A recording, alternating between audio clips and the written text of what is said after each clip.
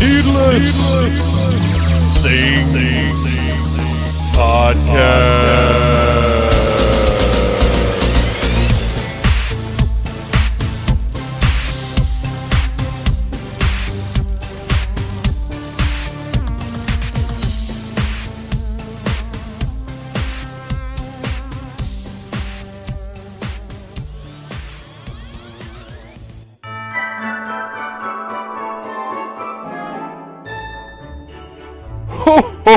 Ho, Phantomaniacs! Welcome to the newest episode of the Needless Things Podcast, where we talk about toys, movies, music, and all manner of pop culture dorkery. I'm your host, Dave, and as you can tell from the music, it is Christmas time once again. So, I've got a few Christmassy things I want to talk about. First of all, I'm going to do something really stupid. And I only say it's stupid right now because the movie I'm going to talk about is stupid. I'm going to try to remember to briefly review a holiday movie at the beginning of each of these three Christmas episodes. And this week, I'm going to talk about a very Harold and Kumar Christmas. So I'd never seen this before. It's not exactly my kind of movie, I guess, anymore. Once upon a time, stoner comedies I enjoyed and thought were funny, and now my mileage varies a lot more than it used to. But we were just kind of wanting something different and new to watch that was still seasonal, and that was available on something, probably Netflix. So we put on a very Harold and Kumar Christmas, and it's so incredibly stupid, but it is still funny. And it's still, like, one of the things that I kind of need out of a Christmas movie that I'm going to enjoy and watch over and over again is that it not be too mean-spirited in any way. Like, it does have to have some kind of warmth and value to it. So this one does. It's actually a very sweet story while being also incredibly crude and appalling and deviant, but it gets a... If you can enjoy being... just having a really dumb time, this one gets a Christmas thumbs up from me. It was better than I expected it to be. And that's how all of the Harold and Kumar movies have been, though. Because I didn't watch the first one for a long time because I thought it was just going to be just absolutely stupid and not enjoyable at all. And I was wrong. It was a really fun movie. And then I think the second one, same thing. I was like, well, they can't do that again. And then it was fun. So, yeah, Harold and Kumar Christmas gets the recommendation from Needless Things. Please do check out sometime this season the Needless Things YouTube channel. This week, reviews went up for the Teenage Mutant Ninja Turtles Retro Blimp, which is somewhat of a misnomer, sort of. You're going to have to watch the review to find out what I'm talking about. It is not the blimp you remember from your childhood, unless you're 14. But is it still a fun toy? Maybe. And then on Monday, I put up a review of the Creature from the Black Lagoon from Jada Toys. So this one was interesting because Jada Toys are mostly known for doing little die-cast toys, and then there's a killer remote control 1989 Batmobile that I've recommended a few times over the years. I think it's still available. If you find one, just buy it. No, just shut your mouth and just buy it. It's so much fun. It works as advertised. It's very affordable for what it is. But anyway, Jada Toys kind of known more for vehicles and diecast. But they have released a line of Universal Monsters action figures. The first wave is Creature from the Black Lagoon, Dracula, Frankenstein, and Bride of Frankenstein. I'm pretty sure their Dracula is not a licensed Bela Lugosi. But it works for the purposes of this line because it's more about the monsters. NECA can get the likenesses and everything all day long, and that's great. But these are toys. And I've got to make a correction about my review. If you go watch that review, which I recommend you do, please like, subscribe, and share. I said that this was Jada's first line of action figures, and it is not. I just happened across this in my Facebook memories, they released the action figure line for the terrible RoboCop remake, and I reviewed the RoboCop from that line on oldneedlessthings.com years ago, 2014 or whenever that came out. So this is actually not their first line of action figures, and that RoboCop figure, despite being from a forgettable, bland, crappy movie, is actually a really good figure. So Jada Toys does have a legacy in action figures. It's just that, unfortunately for them, what I think was their last shot at them just was of a property that most people didn't really care for. So there you go. Go check those out. I want to talk about HasLabs. So the Proton Pack HasLab ends very soon now, and I don't care, because I would love to have a Proton Pack and a Neutrona wand, but I don't want them to be separate things. I don't want them to be from the new movie, which, by the way, I don't think I even mentioned this. I loved Afterlife. I thought it was a ton of fun. I thought they were very clever about fan service, but also progressing the story and opening it up for potential future stories. So I loved it. But if I'm paying $600-ish for... well, let's be honest. It's $400 for the Proton Pack, and it's $125 for the Neutrona wand. So if I'm paying, let's just be kind and say $525. If I'm paying $525 for a Proton Pack, and yes, I understand the replica ones can be like $4,000 or something. I don't care, because I'm not buying one of those. But if I am spending $525, I want one from the original movie. I don't want the Afterlife one. As much as I did enjoy that movie, and as much as I liked it, that's not the Proton Pack I want if I'm spending that much money on it. So if they retool this thing and offer it again, and it's a different item, then I'll be all in. But the other problem, of course, is that they offered the Sky Striker HasLab at the same time, and this time of year, I'm working on a budget. I've got a family to buy Christmas gifts for. We've got Christmas activities to try and get out and do. We've got, it's not the time of year for me to be throwing $525 around, or quite frankly, even $250. Well, yeah, I didn't include tax on the Proton Pack, because that was the eventual price of the Sky Striker with tax and everything. So yeah, very, very poor planning on HasLab. And then, if you cared about the Rancor, which I did not, the Black Series Rancor was available at the same time. Just mind-boggling as to how Hasbro thought that was all going to go down.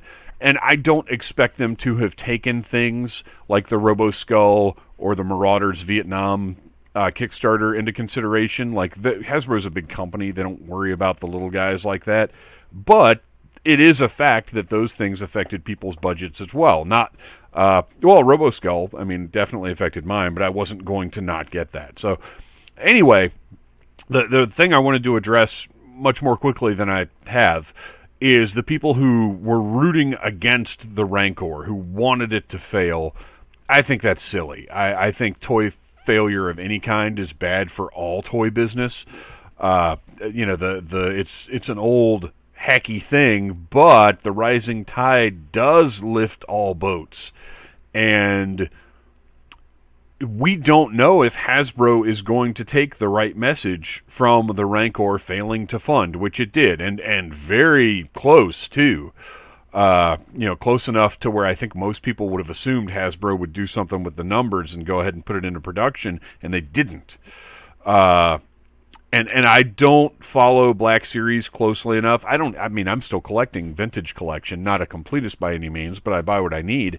I don't follow Black Series closely enough to know how well that team does with their offerings, but I do know most of the figures seem pretty samey to me. It's not a very exciting looking line. They're great, fantastic action figures, but they don't do a whole lot of aliens and cool things and minor characters, and I guess at that price point, maybe you kind of can't do that kind of stuff as much. I don't know, but for whatever the case, I think rooting against or rooting for any toy to fail if you're a toy collector is kind of dumb and really goes against the spirit of toy collecting in general. So that's my probably more than 2 cents on that. I want to mention a couple more things news-wise. Beast Kingdom, who I haven't bought anything from them because I don't understand this 8-inch scale that they produce things in. I don't understand is a dumb way to say it, because Mego's 8-inch scale, NECA's soft goods lines are 8-inch, but like this Beast Kingdom stuff fits in a really weird spot where it doesn't look as nice as Mezco's 112 collective. And it's only barely nicer than NECA's soft goods stuff, from what I've seen. I've never held one. I've never seen one in person, so I don't know.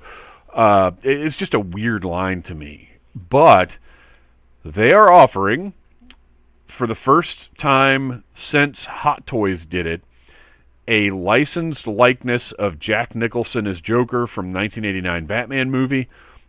I had Hot Toys Batman and Joker pre-ordered years ago whenever those came out, and ended up canceling the pre-order. Something else came up, or I decided I just didn't want to spend that much on those, or so. I don't remember exactly what my reasoning was, but I'm pretty sure at the time I was also feeling like, well, somebody else will make that Joker at a better price. Now, since then, we've gotten quite a few 1989 Batmans of varying quality. NECA's have been the nicest, without a doubt. No surprise there. But nobody has given us a 1989 Joker. Hot Toys is the only company that sells domestically anyway, and has licensed likenesses, that has done this. So I've been kicking myself because he's one of my favorite movie characters of all time. When I had entrance music, when I was still working with wrestling companies, it was Party Man. When I dressed up for Halloween in 1989, it was as Joker. I love Jack Nicholson's Joker so much. Don't really care that it's not the best portrayal of Joker. It's just a phenomenal movie character. And we just don't really have any figures of him. So Beast Kingdom is releasing Batman and Joker from the 1989 movie. I have them pre-ordered. I'm not canceling the pre-orders because who knows if it'll ever happen again. Hopefully this means that maybe whatever led to us not having Jack Nicholson Joker figures for so many years is maybe easing up. I don't know if it's his family, if it's him. I don't know what the deal is. But the fact that we're getting a new licensed Jack Nicholson likeness on a product gives me hope that maybe NECA could do it. Maybe Mezco. I mean, Mezco would be my biggest wish.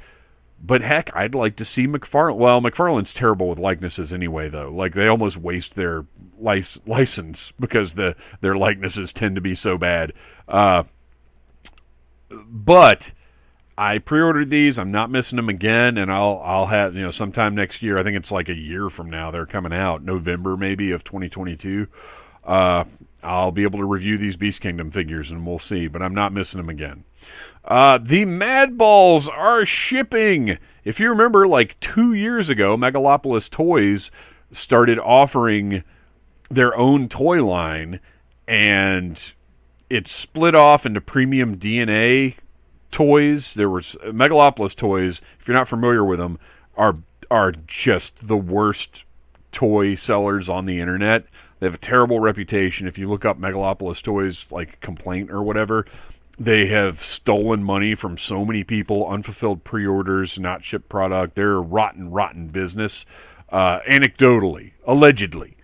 My personal experience with them, I'll go ahead and tell you, is I got an order from them.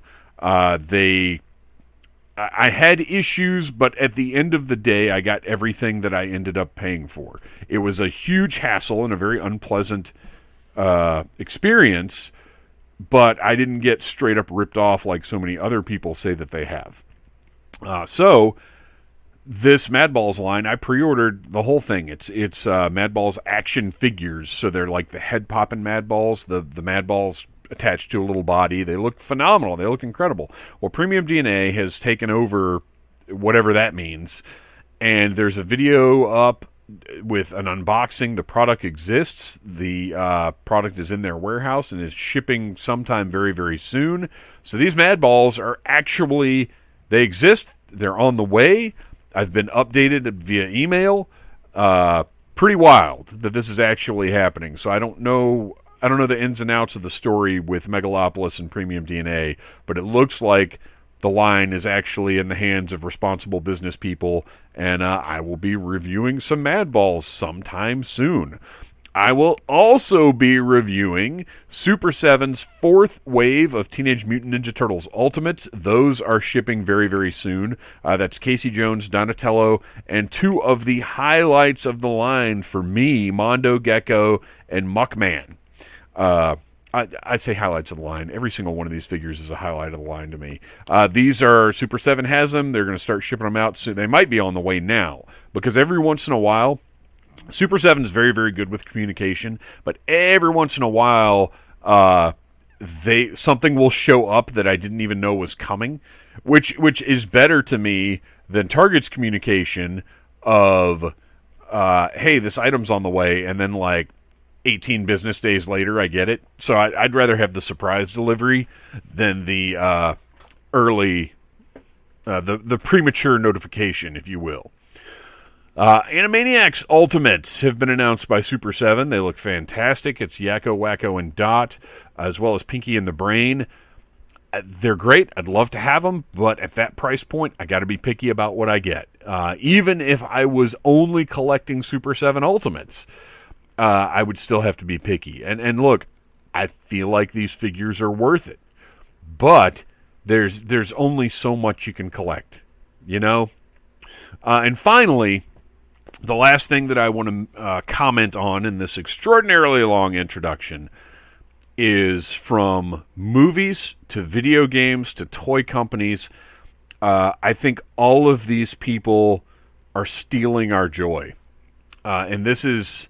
I was talking to Phantom Jr. about this last night, and I think it's kind of shitty, and I wish there was something we could do about it. I feel like I'm not truly enjoying everything that's in the present, because now we live in this world where movie studios and video game companies and toy companies are announcing things like a year or more in advance.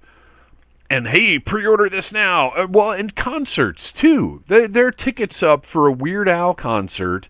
They go on sale today, and it's not until next October. That's almost a year away. This whole trying to grab a hold of our money so far in advance thing is really kind of sinister and evil. And I don't like it. And I've been sort of playing with it for the past few years here, but it seems to be getting worse and worse and worse. And I understand, I've said time and time again with Super 7 that, you know, I don't mind their business model. You put your money down and they make the product as good as it can possibly be, and eventually you get the product. That, to me, is a little different from Hasbro every week announcing new product that's coming out next July that you can pre-order tomorrow, and while you're waiting for your other stuff to show up, now you can wait for more stuff to show up even further out. It's I don't know, it feels like there's a taint on everything now because we can't fully appreciate what's in front of us because there's so much ahead of us that we're already anticipating. And I don't like it. And I like I said, my assumption is that it's being put into place to try and secure your funds or your future business or what. I mean, money is the answer. Whatever the question is, money is the answer. But I really wish we could back things up to where everybody wasn't doing this. And I'll tell you right now, if I became president, if they showed up at the House tomorrow and said, Mr. West, you're the most reasonable, fair, balanced voice we hear, and a secret cabal of people have decided that you're the president. Let's whisk you away to Washington, D.C. I would make a new law that said, hey, companies, you can't talk about anything until it's done. Until that figure is produced, until that movie is shot, No pre-orders, no previews, no nothing. Once it's done and in the can, it's up to you how long you make people wait to get it. But until you have a completed product, you keep your yap shut. That's how I feel. That would be my law, which is probably part of the reason why I would never be president. All right, you guys. Speaking of finding joy in the present, today, two of my favorite conversationalists, Pete and Keith from Clown is Down, are here, returning to the show, and we are going to talk about decorating for Christmas. This is how we kick off the holiday season. Next week, we're going to have our Christmas playlist, and the week after that, our Christmas commentary. So we've got a lot of holiday fun planned for you guys, and I just hope everybody's finding joy this season. Try and look at the things that are in front of you and appreciate them. Appreciate what you have, what you're capable of, what you can do. Find your joy in that rather than some concert that's happening next October. And that's another thing, is I feel like they're playing on FOMO with all of this pre-order stuff, and it really is kind of diabolical. Maybe there's a whole episode that could be done from that, but for now, we're just going to kick back and have some fun hauling out the holly with Clown is Down.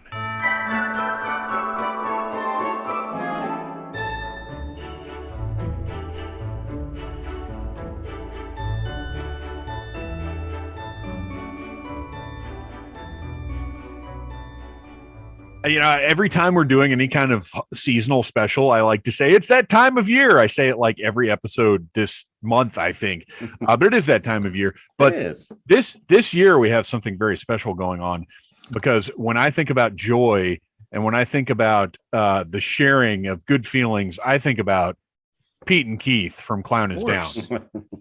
Can't think of any a more joyful lot. Us. Yes, absolutely. And also, when I think about knowledge and opinions, I think about Keith and Pete.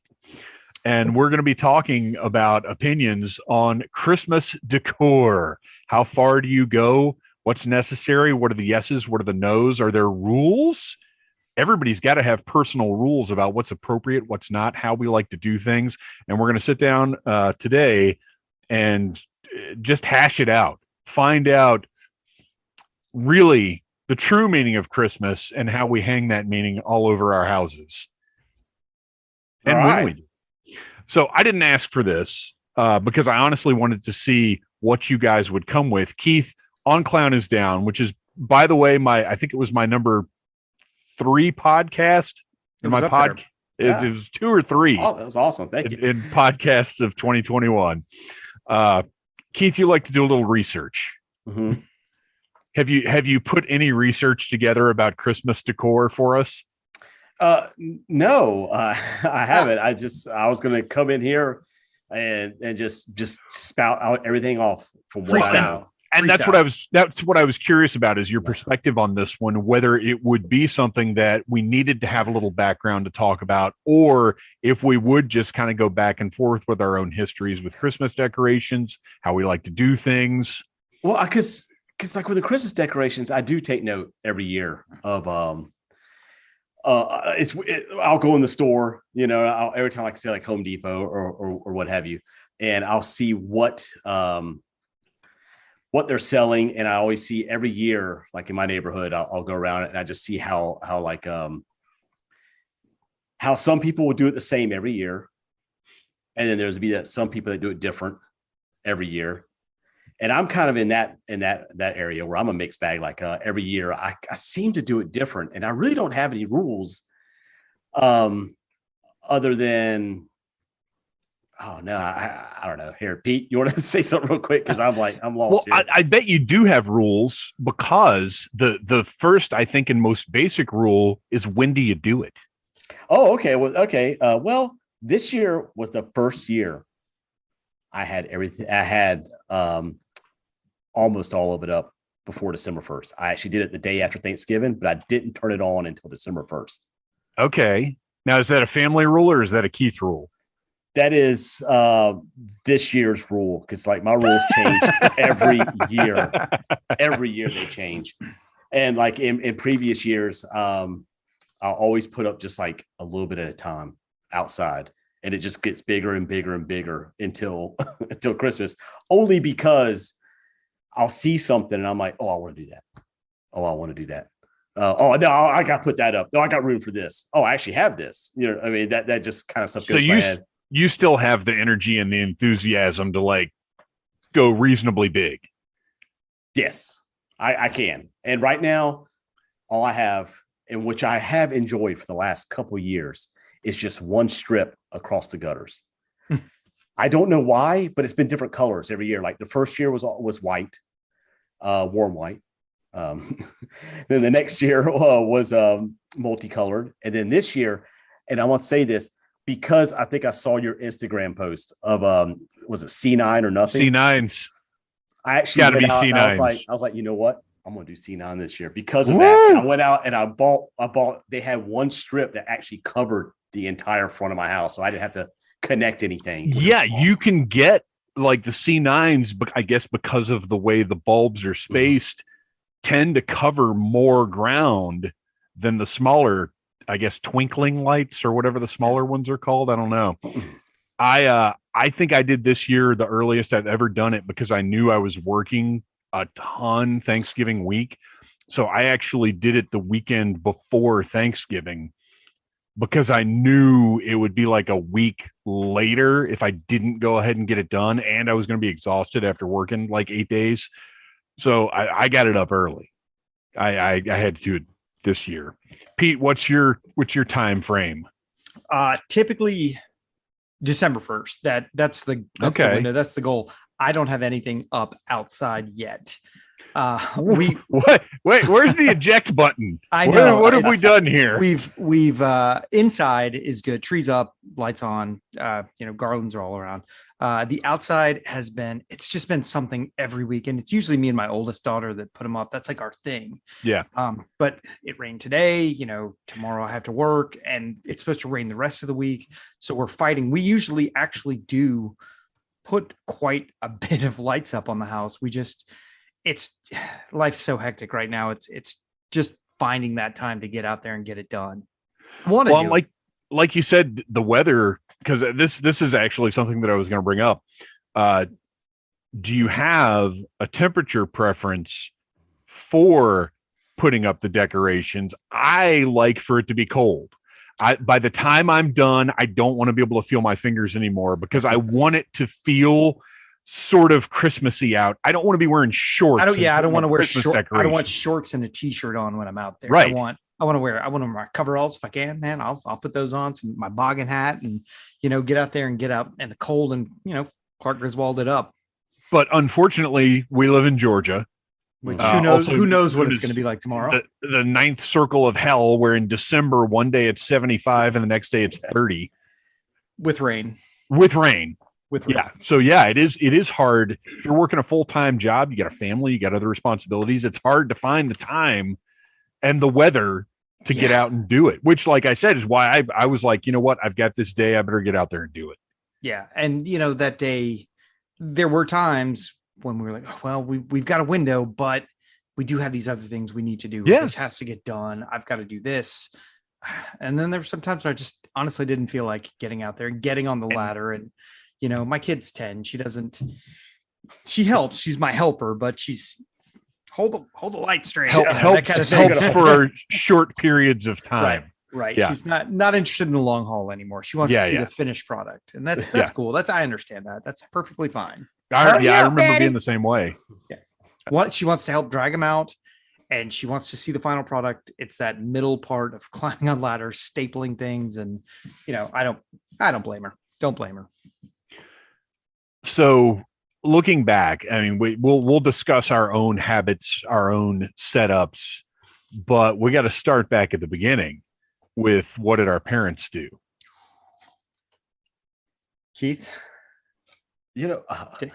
My mom was really about the inside. She didn't really do lights because she didn't. She would honestly. Well, and we'll talk about the interior as well because we got to talk about all the like 8 billion tchotchkes. She wanted every time like I would want to put up lights. I told her that what I was planning on doing was based on I think it might have been a Far Side comic. I wanted to put UFOs land here. Yeah. On the roof. Yeah. And I kept threatening to do that every time. And I'm not sure if which I understand as a parent now. Yeah, no, might have been the reason why we didn't ever have like lights on the house. But inside. Oh, inside. Yeah. My mother would she's all about decorating on the inside. So she'll have she would have the tree, even like any what's that stuff called? The garland. Yeah, the garland would be wrapped around everything, all over the fireplace, around banisters, or just she would decorate the inside. It was definitely you walk in, the Christmas tree would be lit up. It would just boom, just be multicolored lights generally, and garland everywhere. Yeah, sometimes I didn't. Sometimes it would have been more. I mean, for a while there, it was more. I think me taking over, like maybe wanting to have themes every year. Like say like, oh, this year let's just only do blue, like little blue balls on there, or like or like this year only have red blue and balls for yeah. Christmas. What a theme! I've heard that song. I think that's a Mojo Nixon song. I know. Well, I was saying it in my head, and I was about to say it. I was like, oh crap! You're like, it's too late. I have to just keep going. Because it's true. I put up blue balls and white or silver garland, and that was like the theme one year. I just had those two colors. I guess a little Django Fett look. Sure. Right on. I didn't. Looking back now, my mom went nuts on the house, and I didn't totally appreciate it because I just grew up that way. Like I would come home from school one day and there would be, that red ribbon that's like thick and fuzzy on one side. Yep. And I think it might even have like wire in it. Metal wire on the edges. Yeah. That would be like you were saying around the banister with some garland looped on the side and then like hung up around the top, and the trees are out, and the but she always wanted, and this irked me to no end, because I don't know if you guys know this about me, but I'm not a particularly classy or fancy person. I'm not a twinkling white lights guy. And that's what she wanted: all white lights on the tree, all white lights on the outside, just the classy, nice, churchy Christmas movie look. Christmas. Yes. And I broke her down on the tree pretty early, because I remember being pretty young and we ended up with colored lights on the tree. Now, here's the thing. Are you guys real or artificial tree people? Real. What? See, I have a real one. Long ago and far away, it was artificial because we were poor and we were cheap and we didn't care. We had a shitty tree and whatever, and we put that up. Then we had a stretch of about 7-8 years where we got real trees. The girls were born, and that was part of the whole thing, getting the real tree. Now, fake tree all the way. We got a nice fake tree, and it's fake tree all the way. Absolutely. We are very much. I like the term artificial because it's not fake. Sorry, artificial. It's not like it's a cardboard cutout of a tree. It does exist. It does exist. It's just so much easier to just, because the one I'm looking at right now, because we've got downstairs is the bonkers colorful tree covered in like mad balls and skulls and wrestling ornaments, and then upstairs still colored lights, but the nicer ornaments are upstairs. Family stuff passed down. Yeah, right. So this tree we've had for 6 years now, and all the lights are built into it, which is 100% the way to go. Ooh, yeah. Are you guys still stringing lights? My daughter did this year, and she went with all white. I came home and the tree was up. Like, dude, I came home from work and the tree was up. I was like, okay, cool. This thing has a remote control, and you press a button and it goes from different colored lights to white lights to blinking in a pattern to blinking in another. It's wild. And of course, I do like that option. I do like that. Man. I always put it on the same thing, but I like having the option. And the lights are built into the tree. Well, they're attached. They're not built. It's not like they're coming from within it or something. They're attached. They're pre-strung. Pre-strung. Yes, pre-strung. Thank you. And I love it. And my heart is going to break when this thing dies because eventually all artificial trees do go bad. Right. This one's hung in there for quite some time and still looks pretty good. So Keith, I've never had the live tree experience. It seems to me like the amount of you guys have both done live trees. Right. It seems to me the amount of maintenance and the question, what if it dies before Christmas? No, see, it does. Well, no, that's terrible. It dries out. I mean, it doesn't die and it doesn't turn brown. And you have to water it like every other day. You have to put stuff in the water. It's such a pain in the ass. And there's sap. And there's always going to be some freaking bugs somewhere on it. And I can't handle sticky at all. Like I don't put syrup on my pancakes. I can't stand getting sticky. it in the house. You're going to have it on your arms. You just what the hell, man? What trees are y'all buying? I'm buying pine trees, man. Pine trees, yeah. I'm buying synthetic trees. No, it wasn't until about. I got a robot tree. You click the button and it goes around the room and vacuums. Man, it would be great. Oh, you could put it on a Roomba tree. Yeah. Oh my gosh, that'd be fantastic. See, it wasn't until about 4 years ago we started buying the real tree. I grew up with the artificial tree, and we had one here for the longest time, and then I think we just about 4 years ago we just started going down and buying one, but we always bought the weekend after the second weekend in December, and we just started doing that. And when you get it, do you go and you cut it down, or do you just buy it off the lot? No, we go buy it off the lot, and they just strap it to the roof of the car, and it's fun driving with that thing up there. just having the tree on top, and just haul it in, and it just smells really nice. You get the spray for your fake tree. That's true.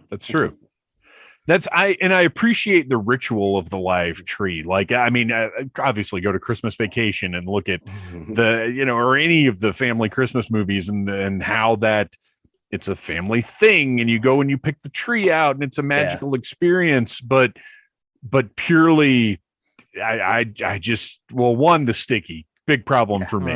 It's a pain in the ass. But just getting it, setting it up, done deal. And I want to have the tree because typically day after Thanksgiving is our day that we put it all up, because I want to have all this stuff out as long as possible. You want Christmas to last as long as you can. Yes, absolutely. Because November is like my break month, because we have Dragon Con to Halloween, and then November is nice little. I don't care about Thanksgiving really, so it's like a little break, and then come back to after Thanksgiving, it's Christmas for the rest of the year. Boom.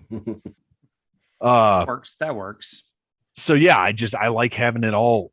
And a fake tree, you can put it up and it's set it and forget it. It's with the live tree, like you have to get it, you got to pick one out. When I was younger, we had a live tree at the house with my parents, and we actually cut it down. We went to a Christmas tree farm.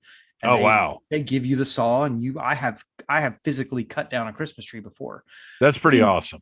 It is great, and that's a memory I'll always have of going out with my family and actually, my dad handing me the saw saying, "You cut it down, man," and I was like, "Okay," But then you have to shape it. You gotta, it's a whole thing. It's when you buy it off the lot, you're getting a pretty well formed Christmas tree. When you go to a Christmas tree farm, when you cut it down, you've got to lop the bottom off. You got to trim it up a little bit. You have to trim the tree, and that's actually what trimming the tree is actually shaping it a little bit to like a bonsai shrub. Yeah, kind of like that.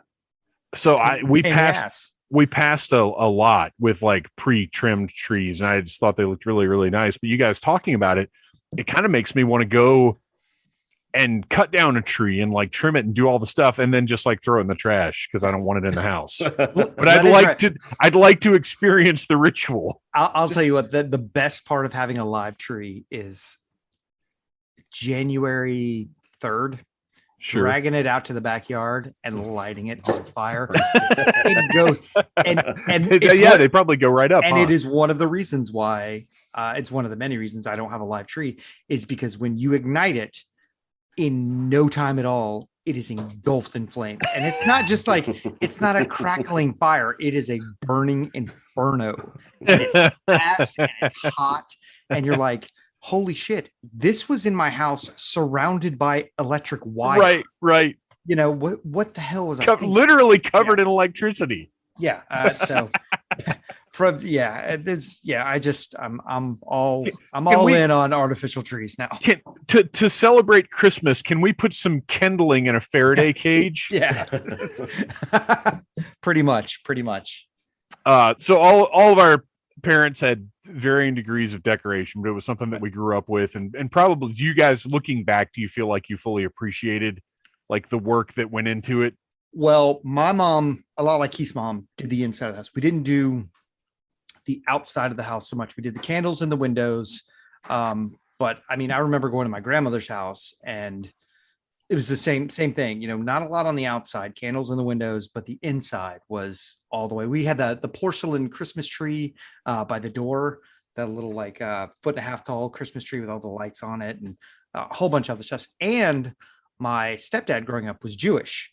So we had menorahs and we had other, you know, we had you got both. Stuff. Well, I mean, I didn't celebrate Hanukkah, but I knew. But it was Hanukkah. there, like, yes, I knew the ritual. I knew, you know, I got to light the menorah a couple times and say the prayers, and it was a cool experience, you know, to have both of these things going on at one time in your house. Even when you're a kid, you know, you don't really appreciate it when you're a kid, but now looking back, I'm like, I may not have celebrated Hanukkah, but it was cool that it was going on at the same time as all of this, and you know, if you know my dad, he can be angry about things, and, you know, but Christmas lights and but he let my mom, like, he's like, as long as there's not shit outside, you know, go nuts inside. And she did. And it was really cool. It was really cool. I forgot all about those window candles. Yeah. The plastic, dangerous, fiery. Yes. And I remember one of them melting like on to the windowsill at one point. They were probably the ones they'd had since I was born or I've never seen those for sale anywhere in any store. Everyone always has hand-me-downs from like the 1940s. Right. And they just shoving 2 wires in an outlet and hoping it lights up.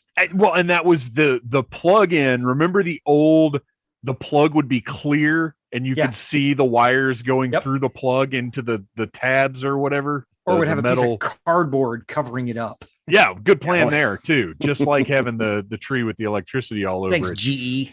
But yeah, I remember one of those things melting one year, and I feel like it took my mom forever to get new ones because she wouldn't use any of, you know, once one melted, she wouldn't use any of them again. Right. And I feel like it took some time for her to find like new models of those. And you're right. I don't remember the last time I even saw those in a store. I remember the bulbs getting super hot. I would melt G.I. Joe heads on them. That was, this just popped into my brain. So those bulbs got really hot. And I remember it would, you could put like a dent in a G.I. Joe head. Mm-hmm. And it was from there that I hate to even say this now because I'm so broken up about like all of my G.I. Joe stuff from when I was a kid being completely destroyed or whatever. I remember I would have a desk lamp on like one of the bendable goosenecks, and I would turn it upside down and turn it on and put G.I. Joes on it and melt them on that light bulb. I just now remembered that. What a monster. With BB guns and fireworks. And gosh. Oh, yeah. Sid from Toy Story. You remember what's it called? Remember the lady fingers? Used to look like little dynamite. Yeah, we put them in O-rings. Yeah, perfect. Put them in. Yeah, like little dynamite in the hands of like G.I. Joe. Right in your kung fu grip, Destro. Terrible. We put bottle rockets in like the Jeep where the missiles would be, and light it and roll it down the road and watch them just shoot. Not even care. Oh man, not even care. Where's my heartbreaking? So I can smack myself in the head. Seriously, I would definitely go back and traumatize myself in order to try and prevent that from happening. Stop breaking your toys. You sound like my parents. So circle of life. To go back outdoors. In present day, in our own deals, you guys know I like the C9s. I just do a line of C9s on the porch all the way around the carport. I'm good. I wouldn't mind getting some of the net. One year or a couple of years we had those net lights that you just throw over the hedge. I know they feel like cheating. Nets and icicles are cheating. That being said, I have 2 sets of nets. But you're right, they are. Because you should go out there and string the lights around the hedge or the bush or whatever it is. Always looks so stupid when I do it, though. It does. There's it's not just the you. nets look too perfect. It's not just you, because we all see it driving home from work. Yeah. It's after 5, everybody's lights are on, and you pass that house that has like the nice white lights on the front, and then that bizarre tornado of color around the one dead tree in the front. What is that? You can see they could only get so high up, and then there's the rest. Yeah, the top part of the tree is just not covered with lights at all. There's one string that goes up like 4 feet. Like they just had to throw it over the top. It's ridiculous. That's ridiculous. That's not acceptable. And it's difficult though to know, because I would imagine they thought that one string of lights was going to go all the way up that tree. Like it's going to be bright and shining. Oh, they won't notice now. We're going to notice. We are definitely going to notice. We're going to notice, and we're going to judge you. See, I used to do that to a dogwood that we have right there in the middle of our yard. And I would get out there and go all the way up around it. But I tried to get to every branch, and I would have like 5 or 6 different strands of right, because that's what it takes to make it look right. That's when you realize just how big a tree is. And I must have did that for years, and I liked the way it looked, but it was taking it down is what made me stop doing it. I was like, this is because I was breaking the tree when I was like trying to, because they're in January, all the leaves are gone, it's dead, or it's kind of dying. You start pulling them down, and you're freezing, and you're frustrated. And like because it's pull it off. It's fun. I mean, granted, it's exhausting, but it's fun putting all this stuff up. Mm-hmm. Yes-ish. Every single year, it is less fun taking it all down. So we've talked about nets and we've talked about icicles, and I do think they're cheating. Lasers. I will be the first to admit, lasers are awesome. The laser, not the lights. I think that there's a difference between the lasers and the lights. There's a big difference. Yeah, the lasers on the house look so good. They really do. If you get a good laser, I think it looks really. And I know it's cheap, and I know it's cheating. This is where being from shit. I don't give a shit anymore. This is where being from Georgia comes into play. Absolutely, Keith and I like to put on a little Lee Greenwood and set up my Christmas lasers. Keith and I could hear that laser show every single night from our bedrooms. We could literally open our bedroom windows and hear the laser show, the explosions, God Bless America, Elvis, all of it. We could hear it every night. But the fires be going off. Oh yeah, every single night. I know they're cheating, but I think the lasers look good. If you get a good one and the rest of your house is done well. The people that just get like they put one thing up in one laser. I'm like, come on, man, put a little effort into it. Yeah, you spent a lot of money on that laser. You've got to position them right. And because I've seen, if they put them too close to the house and it's just like 1 10-foot circle of laser, like, what are you doing? No, you've got to. It has to be the whole house. Yes, and maybe even it into does. the trees a little. I'm okay with that. It looks good. But it does. It has to be the whole house. It cannot just be. Now, I will say this. In the last couple of years, for Halloween and for Christmas, I've gotten really into those little projectors that have like animated images. We've got one that projects perfectly onto the back of the carport wall that says Merry Christmas and has presents that fly around it. Mm-hmm. And then I've got another one that honestly, it's not that great and it needs to be replaced. It's snowflakes. And they kind of go around. We have the snowflake one and a Star Wars one. Oh, now see, I need something like that. But we have kind of high vaulted ceilings in our living room, so we got one pointing one way and one pointing the other. Oh, nice. They're for a minute, and then they're just like, please turn that off, because you walk by it and it blinds you. And you just, well, and that's the reason the snowflake one has not been upgraded is because it in order for it to look right at all on the part of the house that it's on, it does shine into one of the bedroom windows. And it is these lights do not go off before midnight. No. The timer is set. Honestly, it might be 1 a.m. I like, because I want to, every time I walk by the windows, I want to see those C9s. I want to see the presents flying around. So they're for you. Having them on that late is for you. You don't give a Oh, shit yeah. who drives by. No, Okay. I don't All care. right. No, Good, I don't good, care at good. all. This is all, well, like when I get home from work, because now it's dark when I get home. So I pull in and I see I've got the projectors are going, the lights are up, and then we'll get to our ground level decor in a minute, I guess. But those guys are all lit up. It's 100% for me and the family. I don't care. We could live in a black glass bubble and I would still do this. Now, my one thing about lasers is they have to be purchased last. If you can't, like I said, you can't go start with a laser and then build around that. You can't rely on the laser. It has to be enhancement and not the focus. Exactly. Yeah. I'm on board with that. What about you, Keith? What have you got lighting up the outside? Well, aside from your now defunct dogwood project. Yeah, I know. Well, right now I just have the lights in the gutters, and I'll probably, like I said, the more we get into December and the more I drive around the neighborhood, the more I see houses starting to get, everybody starts really putting them up. Yeah. Most likely I'll end up doing the bushes.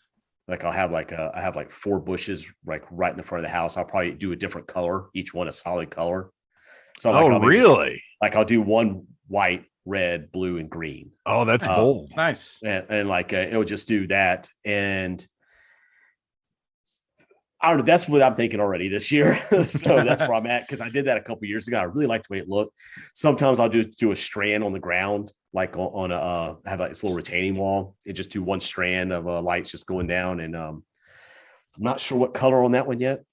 I saw that something similar to that. If somebody had, it looked like it was just a string of lights, but I wouldn't think you'd necessarily put it on the ground. But people had their sidewalk or their path or whatever going up to the front door just lined with lights, and it looked really nice. And I was like, ooh, it does look cool. I'd like to do that when you just lay it out. Because like I remember, I think the first time I did that, I was just seeing if the lights were coming on, and I had them stretched. String them out, and it was kind of a lazy thing to it. At the time, I was like, well, that looks good. Let's just see how that looks. We'll just keep that there. and it worked out. But I think I might end up doing some more lights outside. Mainly, also the other reason I like to put a string of lights going down our little walkway is for like the UPS driver or the mail whoever's bringing any packages up. Santa. Because they need, because we do have some little trip hazards, you know what I mean? Little perilous ground. Yeah. And it's not, it's natural, it's not like something I put out there, but it's booby trap anything. No bear traps. Not until you come across the threshold, Now I'm picturing Keith like Kevin in Home Alone, leaving like micro machines in front of the door. Micro machines, maybe a little gunpowder in the light bulb. Sure. Anything that'll maim without killing. Do you ever? You said you drive around and look at them. Do you ever feel the need to one up your neighbors? Like, do you ever see anything and you're like, "Oh, not on my watch." No. Now I got to go add something. Right. Only if I was thinking of that for a while, and I want to do that, and then if I see someone that's a neighbor, and then somebody beat you to it. Yeah, they beat me to it. I'm like, no. I'm doing that too. And now I got to change it up and make it look, better. Yeah, I've never been competitive with it, and I think that a lot of that might come from knowing Schweck. I was going to say we probably should have had on this episode as well. I was surprised he wasn't here when I lived with the head of research. It was a unique time at our house. It was very gung ho, and it started God, when does it start? We had a duplex we lived in, and we just put. I think it wasn't until we moved right off of Moreland. That was our first one that we really just went nuts with, and we lived in a duplex, and we just went to town. And then we moved to East Atlanta, and we had a house, and we literally had the house. I had the house that people were driving by, and that was kind of cool. It was for a minute, and Yeah. you're like, God, fucking people outside your house, but it was great. You know, it was our whole front yard was lit up, and we didn't have a big front yard there, but man, we went balls out, and Schweck still does. I mean, Schweck is the benchmark of He still dresses up the mansion. yeah, absolutely. He is the benchmark to which all others should be judged. I don't have it in me, man. I couldn't. Well, and the other thing is the budget of every year, because we went through a little phase where we were experimenting with inflatables, and they don't. I don't like inflatables. No. I don't. Okay. They have a place, but I do not care for them. They don't last. No. Every year, like if we got one that lasted the whole season, we felt like we had a victory. Yeah. The motor would burn out or freeze up or do whatever they do. Mm-hmm. It's a lot of power to run it. Every year somebody will send me a link to a Star Wars inflatable, and I'll always message them back, "Oh, that's cool," and I'll never buy it because I don't have the patience for it. I don't want to go tether something down in my yard. Well, and that's the thing is you can't leave it running always. Right. But if you have it on the timer with all the rest of the lights, then like every time it starts, it's burning that motor up some more, I guess, or it's when it deflates, it's going to catch on a bush, or it's going to, I mean, it's I've never had one of those. I have some neighbors that have them, and I can hear them. You know what I mean? When they have we have one neighbor that their yard is nothing but the inflatables. And my only thought is like storage of it. Like, you know, they pack up really. They pack up. Okay. Like small, real small. Okay. Yeah. The motors are fairly tiny. I had the biggest one I've had is I got a Stay Puft Marshmallow Man years ago. Yeah. That was like 10 feet tall, but even that packed up into a box like that big.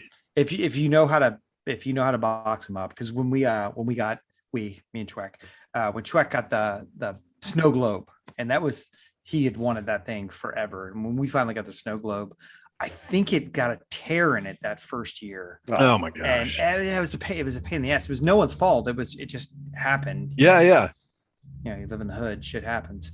But it sucked. You got to maintain it, and the motors do burn out, the lights burn out.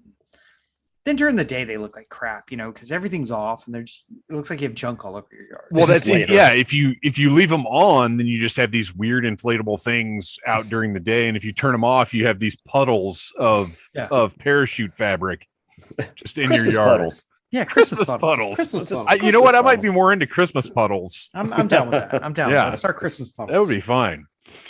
So yeah, I'm not a big fan of inflatables, but I do like the wireframe things with like the it's almost like AstroTurf on them, and then the lights in the middle. I like those. Those are very reminiscent of the plastic Santas, plastic light. Well, yeah, I mean the blow molded stuff is like the height. That's the best. But that old school Christmas. Yeah, that stuff is awesome. But it's for some reason it doesn't. I don't know. It seems like it doesn't last very well. This wireframe stuff, you hose it off, you put it away, it's fine. We've got some of those we've had for years now. But again, storage with those would seem fortunately we've got a big ass storage room. So, but it's not as big as it used to be. No. Man, I like those things. Going back to the net lights, I was just sitting there thinking about this. I have this neighbor, and I haven't seen their house yet. They always do a bang up job for Halloween, and they're just now really starting to do really get into the Christmas stuff, decorations. But I've been driving by their house, but it's always during the day. They've been doing these net lights between two pine trees, but it's gone up like above their house. What? And it looks like a T-Rex guard. I don't know. It's like, it's just really, really high up. Now that you're saying that, I'm like, now I kind of want to get my car and just drive down there to see if it's on. But I want to do that. What this looks like this grid they have or whatever. That's going way up. That's wild. So I'm curious now. Like, it's not. I haven't seen it lit up yet. I just saw them putting it up. They had the just between two pine trees, just about the size of their house. It's kind of cool. Just like raising it up like flagpole style. Yeah. They had a ladder out there. There was connected. Oh, okay. One side, so it's. But like I said, it looks like a gate almost. Wow. Curious. Yeah, speaking of flagpoles, that's one of the more interesting things I've seen somebody do. One of the neighborhoods around here, they've got a flagpole in the yard, and every year they have this like complicated system of lights strung up like all the way to the top of the flagpole in a circle around the bottom. Like it's great. We have awesome. We have a house in our neighborhood that does that too, and I'm like, did you buy that? Is that something that you worked out, or I guess that's something that's got to be something you buy and like run up your flagpole. I guess so, because it looks too neat. Right. It always looks good. It looks very symmetric. It looks too neat. You know what? We have the internet. So wait a minute. Is a spiral going up, or is it? Well, I've seen it both. I've seen a spiral going up, not like wrapped around the pole, but like going down, and it looks like a tree. And then I've also seen ones where they've got lines coming down from the top of the poles. Oh, wow. This is a thing. Flagpole Christmas tree kit. There are all kinds of different ones. Most of them do just look like a Christmas tree, but they've got all kinds of different colors. From Amazon, you can order a Poo Hong Christmas for $36.99. No, thank you. I'm looking at that one right now. No, thank you. Exactly. You're looking at the Poo Hong Christmas? Yeah, the Poo Hong. No, thank you. There's the fairy bell, and that one is expensive. Yep, there's the fairy bell for $494. And then the multicolor LED animated outdoor Christmas tree lights. So this is something I want to ask you guys about. LEDs. I like them. No. I like them too. Really? They're bright. Okay. Because when you go from our tiny little Christmas lights that everybody knows and everybody's familiar with to LEDs, the LEDs are bright. They hurt my eyes. They make me feel like my brain is vibrating. Really? When I look at them, I can't look directly at the little LED. Okay, don't stare into the light. No, I mean, I can't even pulling up because we had them one year because I was so sick of every year the twinkling lights. This is my main motivation for C9s. You got 20 feet of C9s, 20 bulbs. That's all you got to check. Replacement bulbs. Well, the trick is you keep your old strands as too many bulbs burn out, and you just swap bulbs because C9s are always the same. Every red is the same color of red. Every orange is the same shade of orange. But they're very easy to check. And I got so sick of changing little bulbs on the twinkling light. I keep saying twinkling lights because I feel like that's what the little ones are called. Yeah, we all know that's generic the traditional string. Yeah. They were just such a pain. So one year I was like, let me get the LEDs because they won't burn out or break or anything. Like those things should last forever. And I put them up, and once they're up, they're up. I'm not changing. The only time I've ever completely changed out lights was one year I put up all the Halloween lights, and then I remembered that the year before I had bought new lights. I've done it twice. One year I put up all the lights, and they were basically traditional Christmas lights. They were just all orange, but they were kind of a weak orange. And the previous year after Halloween, I had bought a ton of like bright orange lights like that. And I totally forgot I bought them. So I put up the old shitty orange lights, And then when I was putting everything away, I saw the boxes of the new lights and I was like, shit. And I had to go back out. I had to go back out, take them down, put the new ones up. And then same thing happened the next year is I got new lights again because we were like, you know what, let's try something a little different. And we got ones that were like purple and green and orange. We wanted to try multicolor for Halloween. I put them up and they looked terrible. So I took them down and put the orange ones up again. So 2 years in a row, I played myself like a fool. Damn it, man. Damn it, man. I know what you mean because like on the LED lights, because I have some sets, and I think it's just might have gotten better. But I've had some sets when you plug them in, you turn them on, they had this demon like glow that just it you can't made handle. I felt like I was being tortured by a Doctor Who villain. It was very unpleasant. I don't hate them. I don't hate them. But well, and they probably are better now. This was, I mean, it's been at least a decade. Yeah, because the ones I have now, the LEDs I have now, I mean, I love. I mean, they're I got 3 sets on the tree and I got 1 strip across the roof. The C9s I have are C9 LEDs. That's what I was getting ready to say is that's my next step is C9 LEDs. Yeah. And they look great. I mean, they don't have that same piercing like that. Like the orange and purple ones that I bought years ago for Halloween. They don't have that same, I know what you mean. Like that like, God, it's this intensity that's unpleasant to behold. So yeah, I'll have to look into modern LEDs because it has been at least a decade. Yeah, it's definitely I'm definitely a fan. better. I'm a fan of LEDs. They don't get hot either. That's the thing. It's like, that's what I really love about them. Is they don't get all. Yeah, and the C9s definitely do. Now I used to put out. They've all kind of deteriorated now, but I used to do wood cutouts and I would put them out front. Like I have a giant Java with a Santa hat on.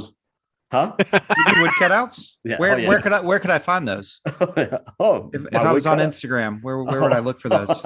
You can look at Wood Scrap Ridge. Wood Scrap Ridge, you say on Instagram? Wood Scrap Ridge. No, but I had the Santa.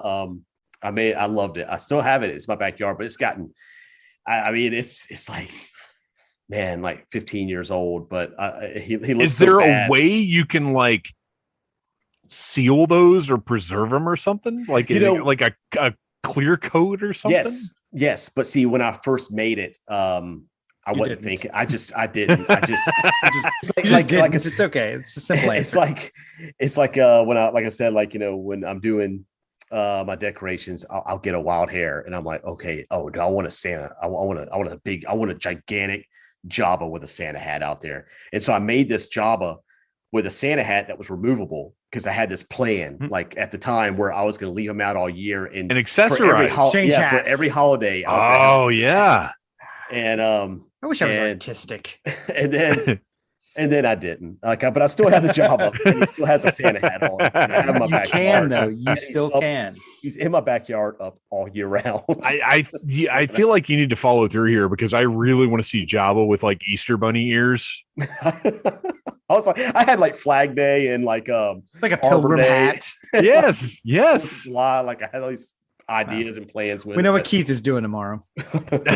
Let's hope so. What I should do is just remake it and like just redo it and do it proper this time. Yeah, on Instagram. Weatherproof that guy. I know. Yeah, it's I regretted that. Plus, and when I like that. I'll have to get a good picture of him. Hopefully, I have one where it's not all trashy looking as he is now. It's just dirty.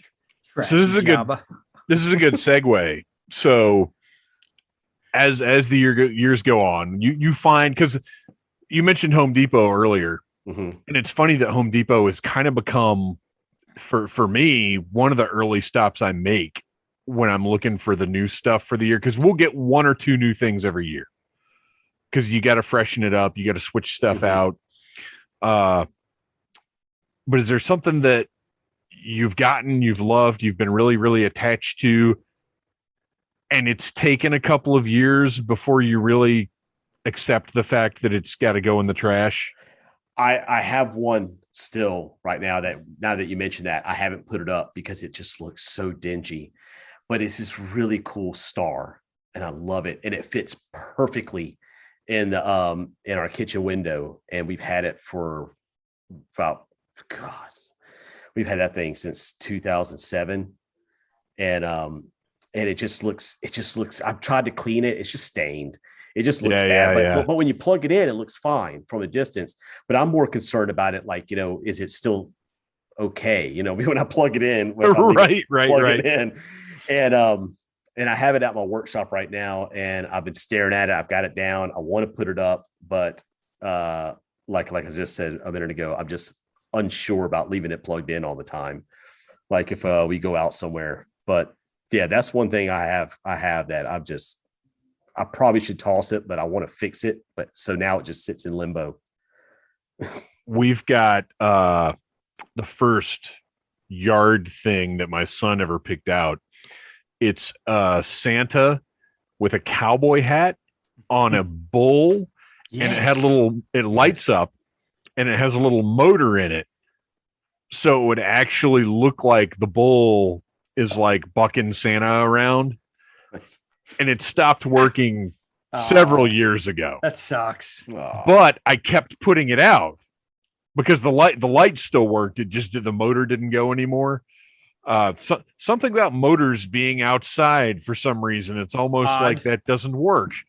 That's odd. But I can't right now. It's in the storage room. I can't even put it out anymore because it just looks so bad. But I can't bring myself to completely throw it away yet. I've got a light up star that we put out every year, and I think 2 years ago, it was its final year, and it wouldn't light up anymore. I changed fuses, I went through all the lights and everything, but I had still made the spot for it, and I was like, I'm still gonna hang it up. I'm gonna hang it up because that's where it goes. It goes by the door, and I put it up 2 years ago, and that was the last year I put it up. I still have it. I can't throw it out. It's one of those things I can't throw it out. I'm like, we had this forever. I can't just get rid of it. So, is it just not light up now, or is it fixable? No, it's just old, man. It's it's one of those old Christmas decorations that I'm not going to put time and effort into fixing it because honestly, it's not worth it. I like it. I loved it. It was great, but I don't have the wherewithal to get out there. I've tried all the lights. I've tried to change the fuses. It's just old and it ran its course. It's life is over. Sorry to be a downer. I've got a set of paper mache Muppets ornaments, tree ornaments from 1978. Oh, wow. That's awesome. They're still in pretty good shape. They're still in really good shape considering they're paper mache from 1978. But I'm so afraid of anything happening to them that they just live in a box. Yeah, and which sucks because they're meant to be put on the tree. They're meant to be brought out. And just leaving them in the box is almost it's a waste. Worse. It's almost worse. Yeah. But I if anything happened to them, I would because that's we've had those since I was 2 years old. Yeah. Yep. Oh, I would be devastated. So they just every year when we're putting out the Christmas decorations, I open the box up and I'm like, "Yep, those are cool. Those are still Put there." That right back. Yes. Yeah, they're still in there. We were at my mom's house and I had brought the girls over to help my mom decorate. My mom now wants to do the nice white country Christmas tree and all the ornaments the same color, but growing up, white porcelain doves. Yeah.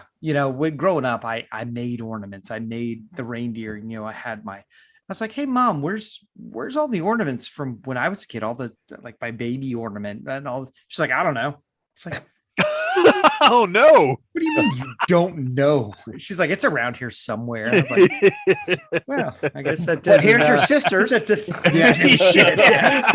Right up front on the tree. Yeah, they're all in the back of the tree at the bottom. The bottom. No, they're not even there. They're in a box.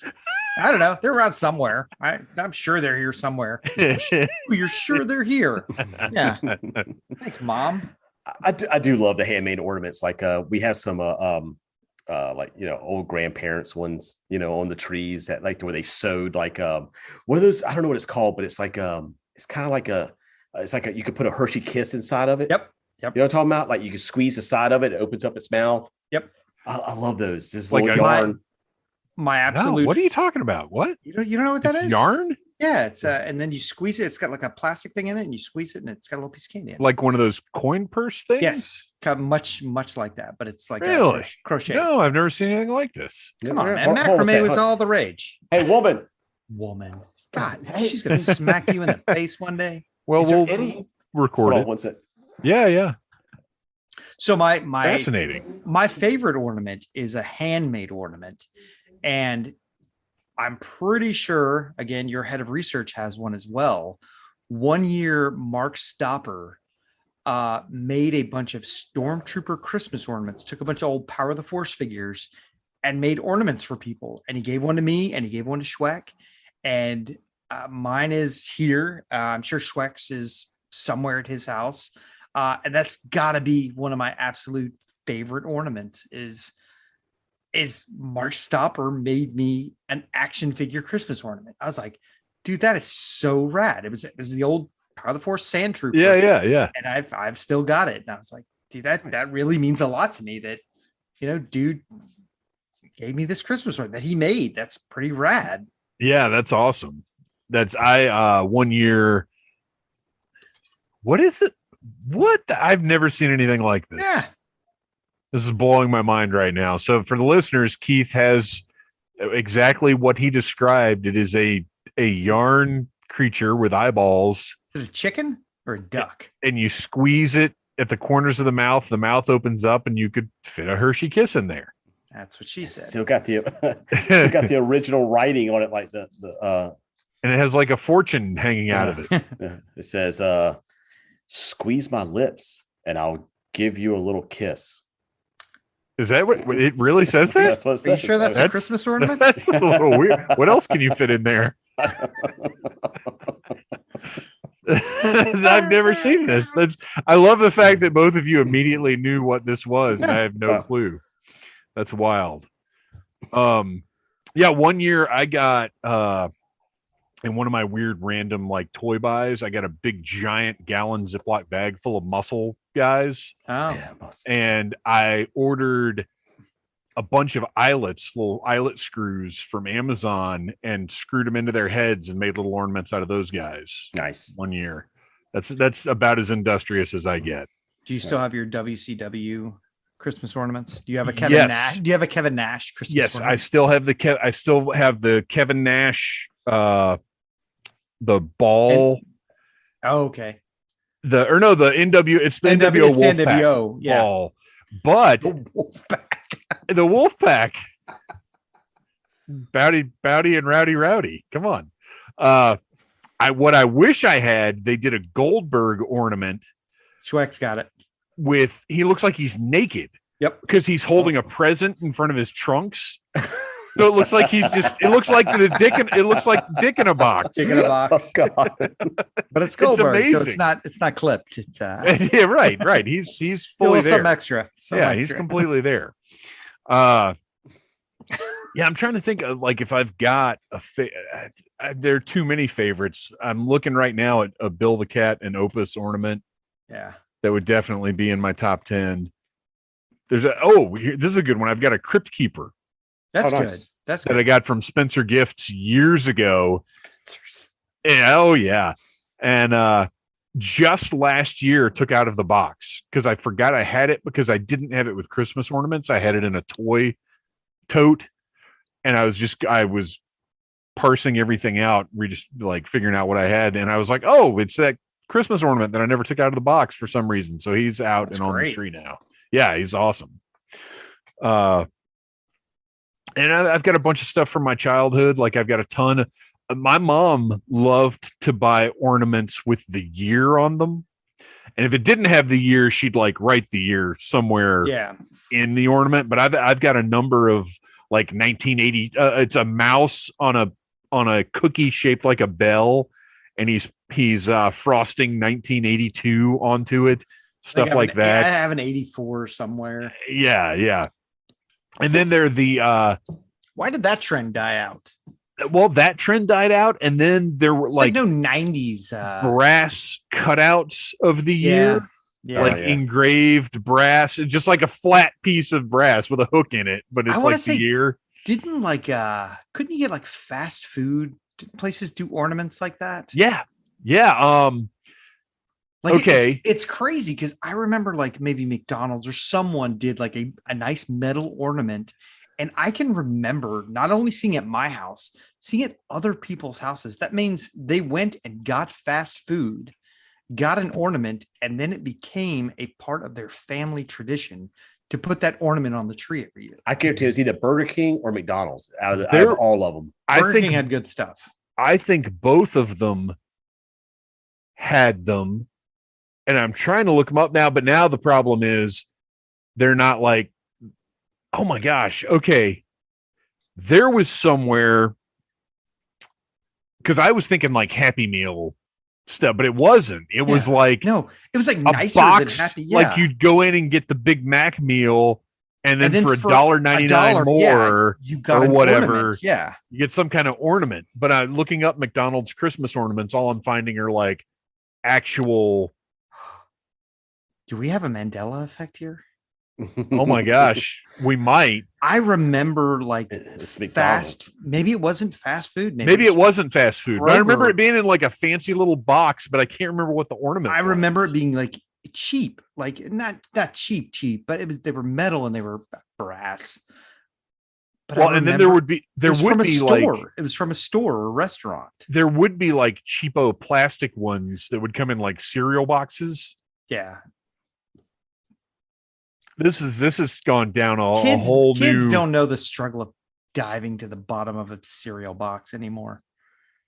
No, they Opening don't. and not even caring about the food, the sustenance in it. You just shove your dirty hand at the bottom.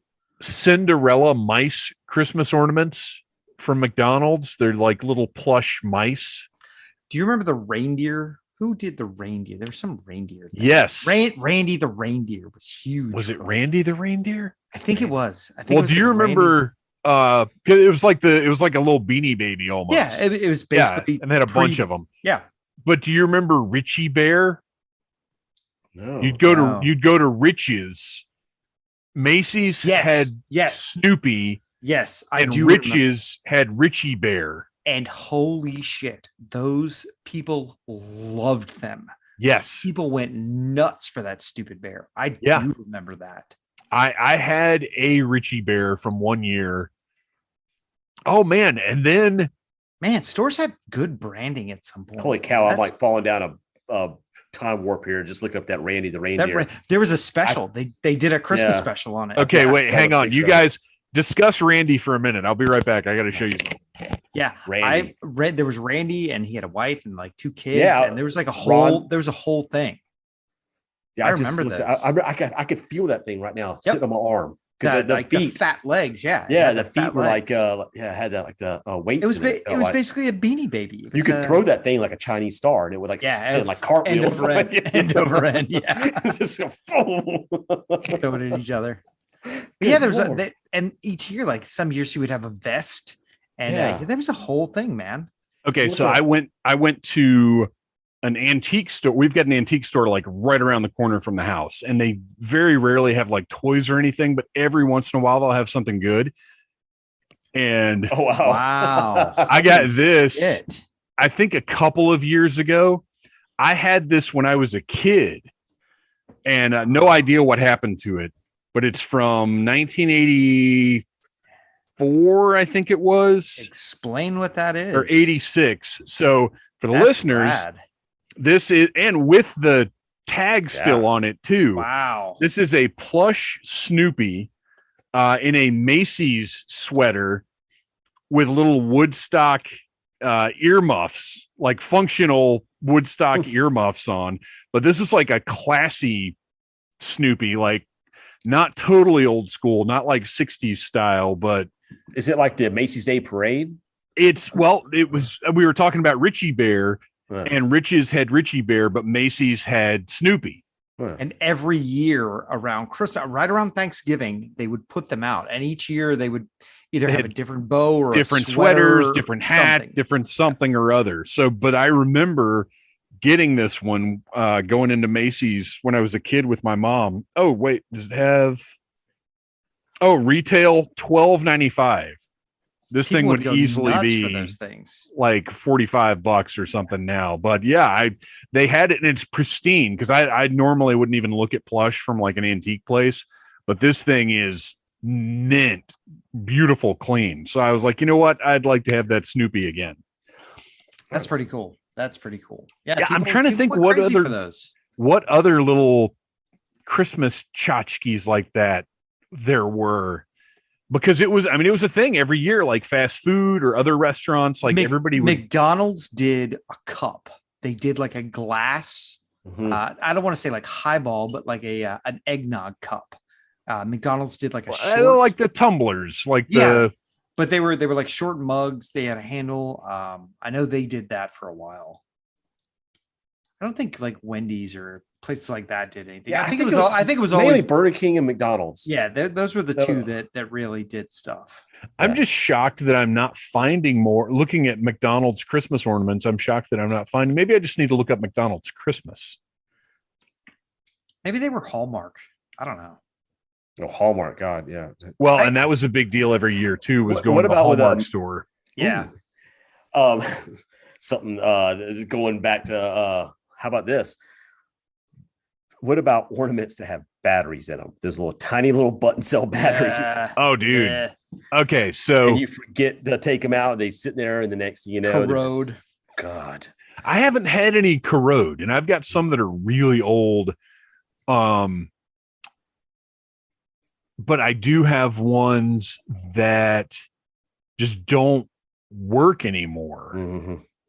I'm trying to think because there've been a couple, because I've got a couple of Star Wars ones. Yeah, and some of them actually have the on-off switch, so you can like turn them off for the off season.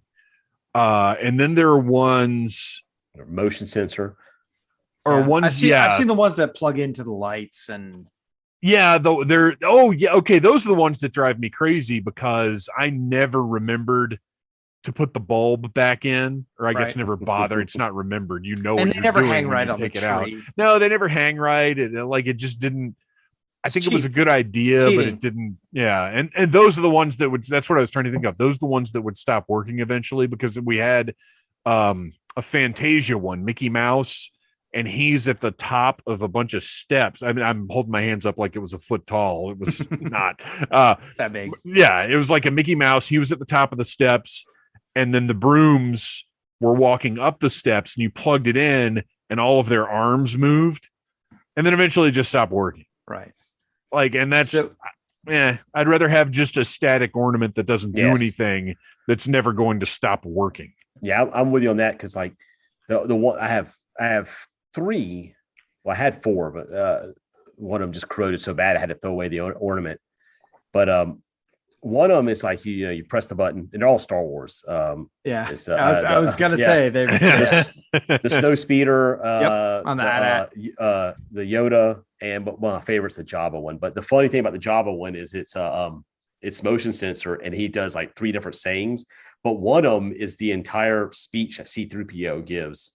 About Kid Carcoon, so and it's annoying. really funny because it just keeps going and going and going. So you'll walk by and it'll be like the Star Wars ornaments have gotten so out of control. They're too big. They're too involved. Oh, dude, I've got one that's the Mos Eisley spaceport with the Millennium Falcon flying away.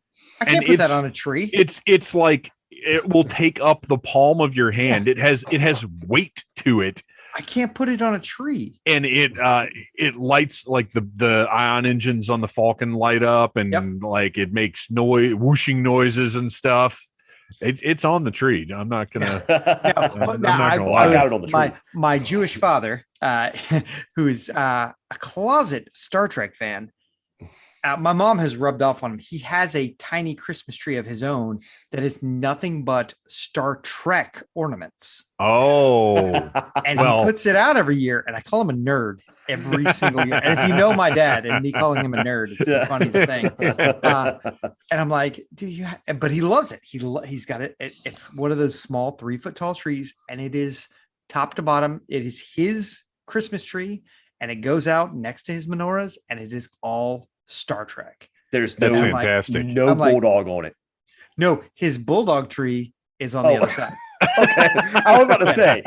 Wait a minute. Yeah, he has a bulldog tree with bulldog ornaments on it too. Little 3-foot tall trees. Because my mom was like, my mom loves doing her house up for Christmas, and she's like, well, I'll get him. I'll start getting him this stuff. And she started buying me Star Wars ornaments, and every year, it's one thing my mom does. Every year, I get a new Star Wars ornament, and it's part of our Christmas tradition. And she started buying him Star Trek ornaments, and he was like, what, these are a thing? What, I can get Star Trek? I was like, Dad, you can get it. You can get whatever you want. Let me show you how this internet works. And so now he's got his own Star Trek Christmas tree, and every time I see it, I'm like, you're a fucking nerd. I've got a number of Star Trek ornaments over there. I've got a little working phaser and a little working communicator. You open them up and it makes little noises. Oh, it's on the tree. It's they're great. Kirk in the chair. It's he's I don't have that, but I do have Spock. Yep. In like an action pose with the phaser. It's on the tree. Those are some of my sad ornaments I've had to throw away. I had a number of the starships that plug into the lights, and eventually they just stop working. And so I can't put them on anymore, even though they're ornaments. What do you do with ornaments that you have? I have a box. I have a box of retired ornaments. Okay, so I can't throw them out. Neither can I. I can't. I'm not a hoarder. I'm not. But I am. But I love Christmas, and I'm sentimental. I'm a sentimental sap. Yeah. And I mean, if I could have saved Christmas ornaments from my parents' tree, which I know my parents probably just threw out, and they didn't care. They didn't give a shit. I probably would have saved them because I'm sentimental like that. Yeah, I've got a tote. It's by no means full. I actually just started it a couple of years ago because I realized like there were enough ornaments that were no longer tree worthy, but that I couldn't bear to throw out. Yep. And that tote has those Muppets in it and all the ornaments that have been retired from active duty. I think those Muppets have to get their own box, man. I think they've got they're in a very impressive. Yeah. No, they're in their own box inside the tote. Yeah, you should make. You got to put a little picture covenant, like an ark of a covenant for these things. Like really decorate it. You have like the Muppet show. Like make a nativity scene. Yeah, I would hate for him to be. Well, I don't have a nativity scene, but I do have a Christmas table. That is full of Christmas action figures. Put them in like a glass box so that air doesn't get to it. Those Black Series figures. I'd be a little nerd. No, I didn't buy those. Those were I don't want to offend any of our more sensitive listeners, but those were absolute hunks of shit. Yeah, garbage. They look terrible. I passed on Do you know how many bundles of those you can buy on eBay right now for like under $100? Oh, really? Maybe I will buy them. No, they're bad. Because I'm a sucker. They're just bad. They're just bad.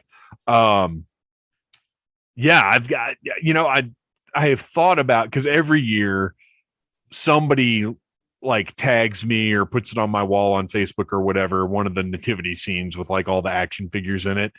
And I got to tell you, I find it slightly blasphemous. A little bit.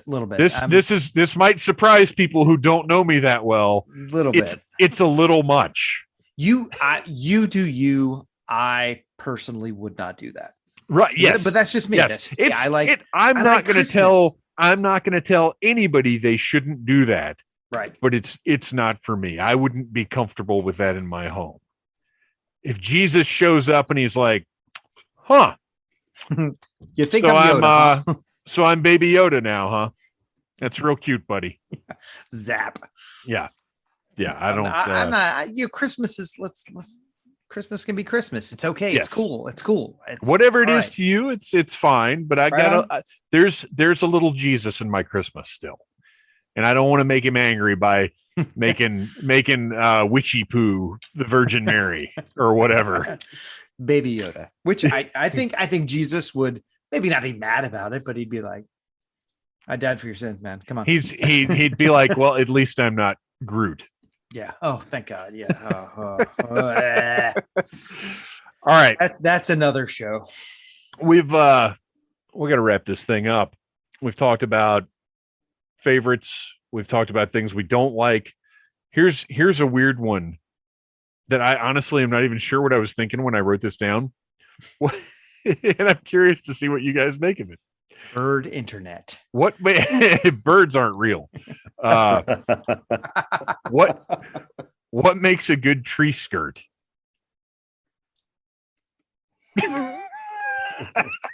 I personally, having had both real and artificial trees, I like a solid tree skirt. I don't need a lot of busyness in my tree skirt. I want the eyes on the tree. I don't need them drawn to the base. That's the gift's job. I need a good solid, a nice red with green trim or green with red trim, and I will be happy with that. I like a plaid. Ooh, in a bit of classic, Yeah. classic. in a little bit of a coarse fabric. All right. And it's got to have the fluffy rim, trim, whatever. You like And a good rim job on it. I do like. You like a I good like rim a job on nice your soft, skirt. gentle rim job. I like a nice thick fabric as well, because that way it doesn't mush up, you know me, when you walk by it doesn't. Yeah. A flop stiff over breeze that hits easily it and it and wrinkles just- up. Yep. Yeah. And then because you can't get it straightened back out. No. Such a pain in the ass. And I'm with you, Pete. Like I have the two tones. What do I have? We have it's like green trim, red, and it might have some I think it has some whatever the green flower, like a couple pattern just sewn onto it. Just what the heck is poinsettia? poinsettia? Yeah, it's got like poinsettia? maybe Poinsettia? yeah, 4 of those. Is there another I in there? I don't know. Poinsettia? I don't know either. Poinsettia. I don't know. Poinsettia. Sounds sounds- Italian. Sounds Italian. One thing that talking about hanging ornaments real quick, like on the tree. One thing I didn't think about this year is we got a new puppy this year. Ooh. Oh wow! Yeah, he's a wild 8 one. months. Yeah, and I have constantly been having to run, and I'll hear ding ding or something. You just hear it, Yeah. and then he'll come running out with an ornament in his mouth. So it's like they keep getting higher. We keep realizing how higher he can get. Yeah. So I'm starting to see the ornaments going. Dogs and children. Yeah. Dogs and children. So It's funny you say that. I remember there were a couple of years because we've over the years have had 6 dogs total. oh, wow. We currently have 3. But there was a stretch where we had 2 dogs, and my son was the age where you had to be careful. And we just didn't have an upstairs tree for a couple of years. It just wasn't. It wasn't Just worth lights bothering or something. with. Yeah. And then they wouldn't remember it. And yeah, you're right. I feel like there was one year where we put the baby gate around the tree. I've done that. Because the baby gates, like by the time we needed one, were pretty fancy, where they were sectional and you could make an octagon with them or make different configurations and stuff. The baby's into fight. And I said, yeah right. Yeah. 2 babies enter, 1 baby fight. leaves. See, but our yeah, I trees, seem to we just had remember- really hot lights, so we didn't touch them. We did it once, and our parents were like, you learned your lesson, didn't you? Yeah, So- and you're right. You're Yeah. right. It was that. Gosh, I don't remember. I remember there were certain ornaments that I wanted to play with, as toys when I was a kid. Mm-hmm. There would be little trains and stuff. I can't think of anything specific, but I do very much remember wanting to play with the ornaments. And my mom was always horrified, not because I was playing with them, but because of the hooks. She was afraid I was going to get a hook stuck in my eye or something, which is reasonable. They were sharp metal hooks. Yeah. Very thin glass and hot lights. Yeah, very dangerous. Whose idea was this for Christmas? Definitely has it, because how did it get to that point? Because the hooks now they're still thin metal, but they have like the nice green coating on them, like plastic. You can get a plastic hook now. Well, it's or the super fancy hooks. They're like the little spirals that don't even have exposed pointy parts.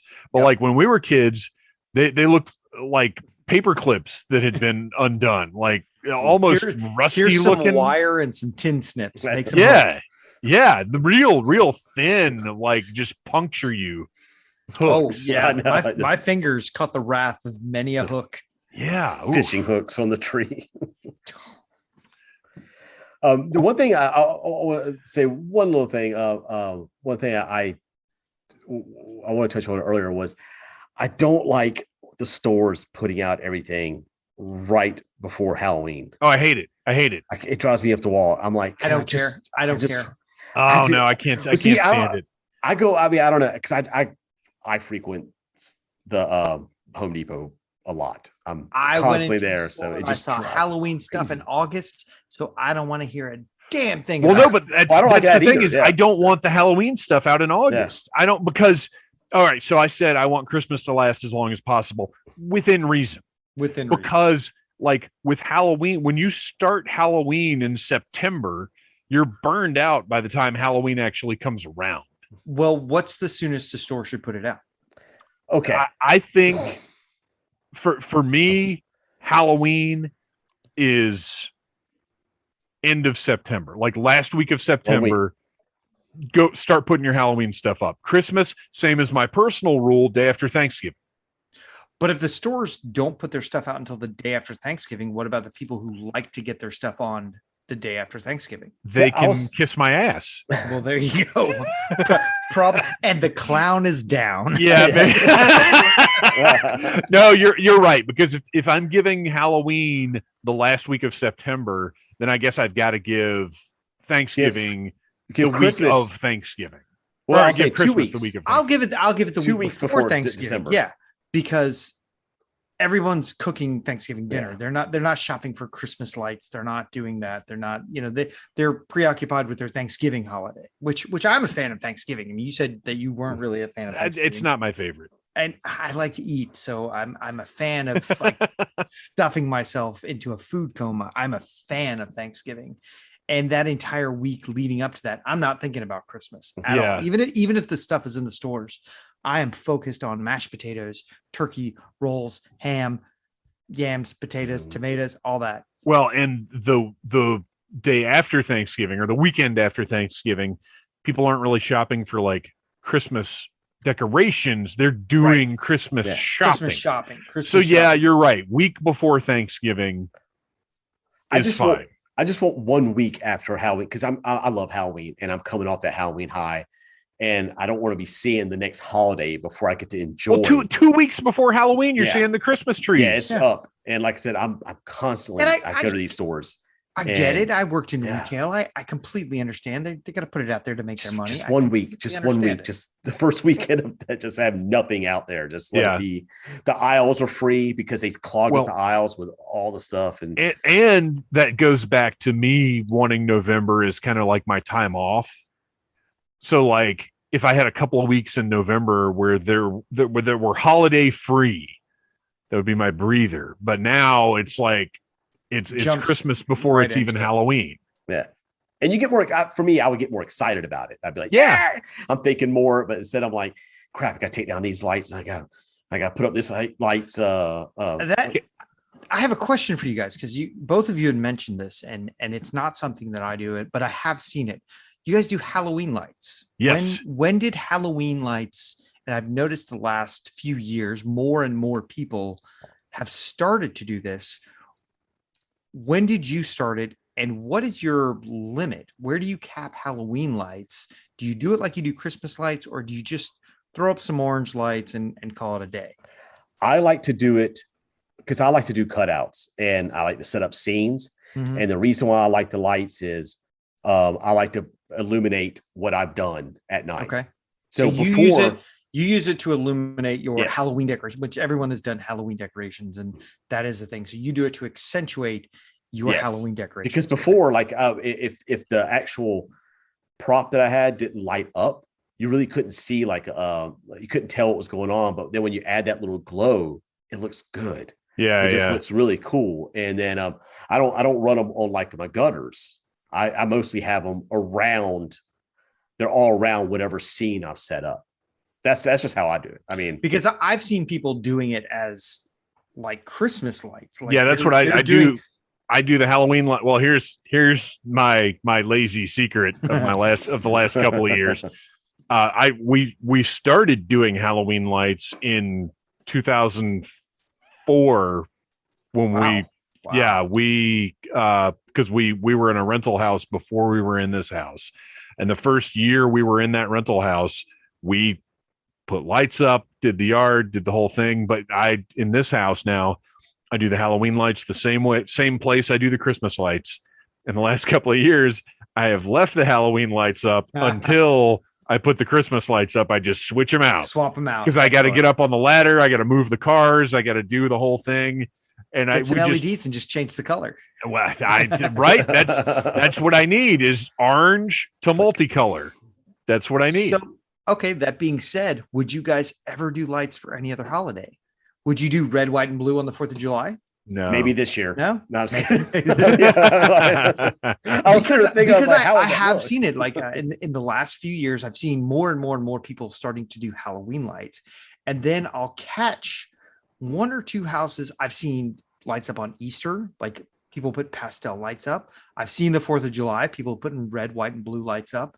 I'm like, are we doing this now for every holiday? Is this happening? If I could do what you just said and put up one set of lights that I could change colors to be holiday appropriate, they'd be up year round. We should edit this out. Yeah, you're right. I think we need to, we need to put jump some money on into this. Yeah, I think you're right. I think you're right. Leave your lights up all year. Change your colors. Yeah. Oh, we could sell this. Yeah. I would definitely I'd do that, but not if I have to switch the strands out. Oh yeah, every few months. Go up once a year, put your lights up, and you could with an app change the colors of your light. Yeah. Well, just like the stupid we're gonna be rich. The things people put on the back of their TV. Just like that, the LEDs. Yeah. Oh yeah. Same thing. Aren't those built into the TV? No, I think you could buy them and you have to and you can buy them separately too. Old TV. Yeah, it's my TV. Yeah, ours don't have them built in. Like we've got TV. my son's TV. We bought a strip of those, and they're the weirdest things. You peel the strip. Yeah, my daughter has it. You can cut them too. Yeah, you can just cut them with scissors. It's bizarre. They still work. They're lights. Yeah, they're freaking lights. I don't know. All right, guys, we have had some fantastic Christmas conversation here tonight. I think we've really laid down absolutely nothing that is concrete or immutable. We've just thrown out some fun decorating Christmas memories or something. And I think so this was my last point, and we've kind of talked about it a little bit. So as you've gotten older, it sounds to me like you guys haven't really slowed down too much. I feel like every year I'm a little less motivated. Like maybe there are a couple less things out there. And I'm certainly at a point where I'm not going to ever go all out again. Like I'm never going to be inspired to like, this is the year where we're really going to do it up. I just don't have that in me anymore. You're not going to Clark Griswold it up. No, that time has passed. No, there's no way. I mean, I was never doing it to that extent anyway. But certainly not now. I can't imagine finding the motivation to do that, knowing it was going to come down in a month. It does sound exhausting. God, dragging ladders out. I mean, and you have a son. He could probably, get out there and get it done. I've got a tween daughter that wants not like she wants to see the final product, which again, I completely understand that, but I don't want to do it by myself. Yeah. I like it simple. I love seeing other people's houses. Like, yeah, absolutely. And but for me, like I said, I mean, over the last few years, I've loved just keeping it simple, just going one strand across the gutters and then maybe just hitting the bushes now. Like as the month goes on, I thought about maybe this year earlier when I was talking to you about this, what if I just did like one bush at a time, over the week and just to make it get bigger and bigger and bigger. Yeah. And that's like a zombie, like it gets infected and it starts spreading. And if this is ground level, so you're not getting up on the ladder, you're not doing any fancy arranging. You're literally like going and buying the thing, getting out of the car when you get home and putting it on. Like and going in the house. This big, right. It's not this big process. Yeah. Well, guys, I've had a great time talking to you about Christmas decorations. Before we go, please tell us a little bit about Clown is Down and where we can find you and where we can find this bizarre yarn chicken. I don't know where to find the yarn chicken. This came from grandma's. Yeah, I think the yarn chickens are long gone. Yeah, these are handmade. But you can find us on the Clown is Down podcast on wherever you find your podcasts. We get ours on Spotify and Apple Music. Keith? Sorry. I was reading something. Sorry. I was sitting there thinking about Randy the reindeer. Because like it was fascinating, Randy the reindeer. It got so big and everyone had a Randy the reindeer. Yeah, and there's like the whole family disappeared. too. Yeah, I really started thinking about. I was like, man, I could feel that thing in my hand right now. I really want to throw one. Like I was telling you, like they fly like a Chinese. Because they've got the weighted feet. Yeah, we've got them there because my mom brought as my parents are getting older. They are wanting to have less and less things. So every time they visit, right. Every time they visit, they bring like 10 totes full of stuff.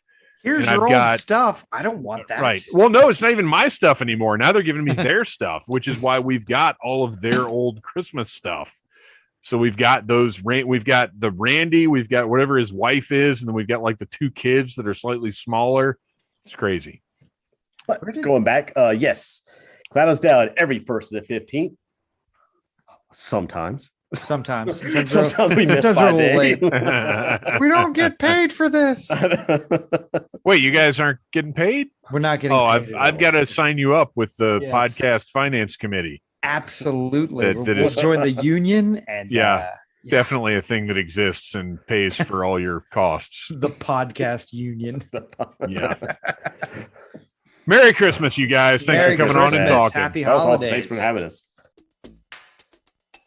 Please do remember to go check out the Needless Things YouTube channel. New toy reviews every Monday and Wednesday. The episodes of the podcast also go up there every single Friday, as long as there's nothing copyright infringing. And sometime before the end of the year, I believe we're going to have another Monday through Thursday week, potentially a couple of them, depending on when things show up. That I mentioned in the intro. So every once in a while, I'll have 4 new Ninja Turtles figures or 4 new Mad Balls figures, and you'll get reviews Monday, Tuesday, Wednesday, and Thursday. So in order to follow all of that, please subscribe to the Needless Things YouTube channel. Like those videos, share them with your friends. It's very important to me to grow that channel. It's something that I have a lot of fun with. And really the only way to do that is you guys. So if you enjoy what you hear, if you enjoy what you see, tell your friends about it. Christmas is imminent, and I'm very excited because this year I actually was able to take some time off of work. I've got, I think, almost 2 weeks off. It's less than it was because when our work schedule went back to normal, it actually reduced the amount of time that sounds more negative than it is. I chose to reduce the amount of time I was off because I just didn't need as much time off as I had to take to get off on the old work schedule. So now I'm off less time, but I'm using a lot less paid time off to get it, if that makes sense. But I'm still off the whole weekend around Christmas and plenty of time before and after that, all the way through New Year's Day. So that's fantastic. That's my dream. That's what I wish I had every year. You guys find your joy, find it in the things that are with you now. And I will be back next week. I love you guys. You have been listening to a Needless Things podcast. You can follow Needless Things on Facebook, Twitter, Instagram, and at needlessthingspodcast.com. Love you. Mean it. Uh-huh.